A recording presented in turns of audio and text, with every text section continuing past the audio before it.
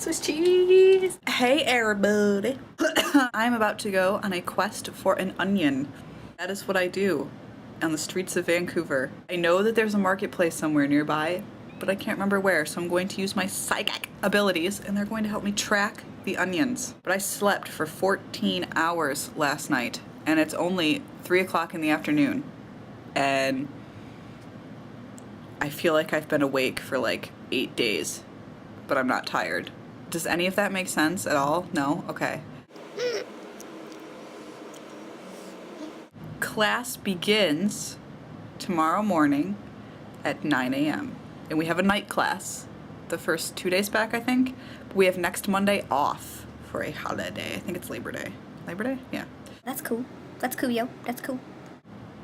I hear voices in the hallway.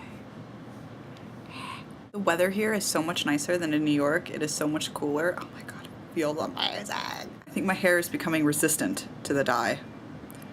I don't know if that's a thing that happens, but whatever. I still like it. Like it, I like it, I like it. Check out my salt and pepper shakers that I got. I think you'll really like them. They even blank. I just went from a New York accent to Southern. I don't know what just happened. I just went all up and down the Eastern Seaboard. My diet starts at midnight. Oh yeah. You like my nails? They're really kind of, they're a little grotesque on the outsides, but I haven't washed them off yet or anything, but I use this crackle stuff. It's kind of interesting, huh? It's back to school time. Yay!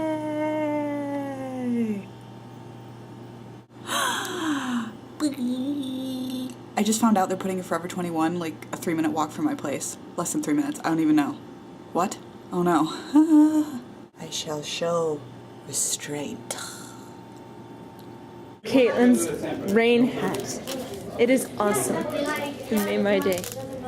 It's made from products from my home planet. And what planet is that, And you can Caitlin? swim with them. I can't tell you that. Mars. It's classified? It's not Mars. Oh, sorry, that's my planet. Jeez, Kyler. Not cool.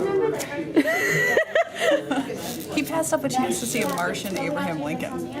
What? Yeah. Skeleton. Skeleton. Well, yeah. Let's keep the story straight. Oh no! This is tragedy. I think she just died. With life support. Oh. Just sounds like a You know what? Anticlimactic. anticlimax. People make me sad. This is my sad face. Oh hey, my thumb's covering the microphone. Guess that doesn't work quite so well. Caitlin, if you see this video, I hope you don't put it in. Cause, oh no, you're waving at somebody. Let's see who it is. Oh. Yeah, they're there. Troll's gonna get it. The troll's I tried to punch it in the face again. I'm not gonna go in. Shells has old condom. Yeah, I had several used condoms in there. Hello. So, I'm hoping I get through this morning without being offended like I was yesterday morning. Yesterday morning we had a guest speaker from the... Yesterday morning we had a guest speaker from the acting campus come over and I was excited about it. It was a directing class. I love that class. I want to be a director. I took out my little notepad and I'm sorry, but when you walk into a room of 36 people from all over the world and make a blanket statement saying they're ignorant and don't care about the world, I find you ignorant. I don't understand. He brought up Syria 3 times. Yes, I'm aware there are problems in Syria. There are problems all over the world, sir. Your job in life is to teach people how to effectively pretend, how to make believe. and you're telling me I don't care enough about the world's problems? You just made a fictional movie. Why didn't you make a documentary about Syria if you care so much about it? I don't know. I was still trying to absorb what he was saying, but he didn't really answer any of the questions. I've seen a lot of interviews and behind the scenes clips with my favorite actors, and he contradicted a lot of what they had said and made it seem like his opinion was fact. And scene. Okay, so the guy wasn't all that bad. No, he really wasn't. Well, he wasn't that bad. He made some really, really good points. I really, really liked. A really, really ridiculously good looking. That was a horrible Zoolander impression.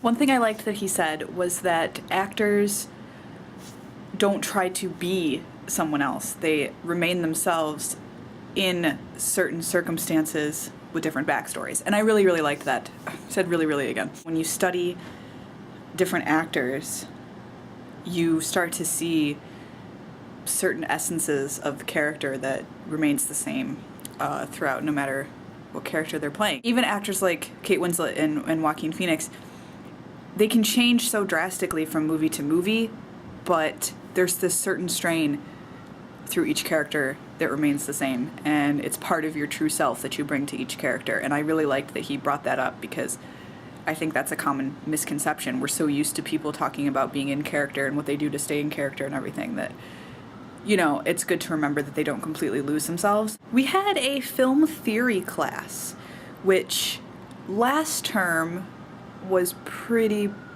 freaking boring, but the guy who is teaching it this time around is a lot more engaged, a lot more engaging, and just really interesting. At least the first class was. We've only had the one. However, he gave us this list. Film classics. It's 4 pages. It goes by each decade, starting with the silent film era, so pre-1930s. Cinema going all the way up to the 2000s. You get it, and you're like, whoa, how in the world am I going to watch all these films? So I started crossing off the ones that I had seen. And it's not even half the list, right? And, you know, you're talking to your classmates, and you're like, this is so intimidating. Like, there's all these classics I haven't seen, and you're like, whoa. Like, hardly any of my favorite films are on here. Some of my favorite directors don't have any of their movies listed. And you start thinking, you're like, oh, maybe it's not, you know, something that's going to be a classic one day. And, you know, you start questioning your taste level and things like that. And, oh, you need to see these to have a good film vocabulary. So that's what I was doing, and I was going through the list, and I'm like, oh, I should see this and everything. And then, you know, I realized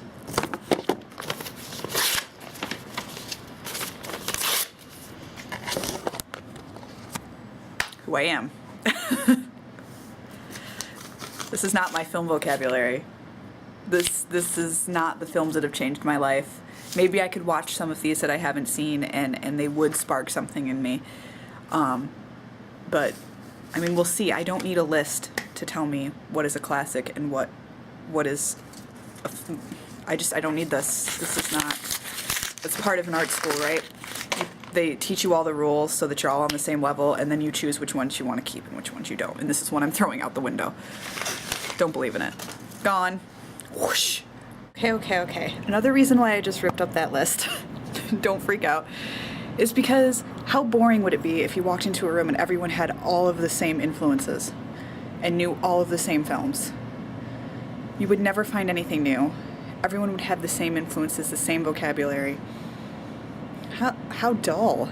You're just going to start churning out movies that are the same, which seems a lot like what Hollywood is doing, which is based on these teachings. And I think you have to be really careful not to dilute your ideas and your creativity to fit a certain mold, because the people who are trailblazers and the people who are the classics now were the trailblazers then.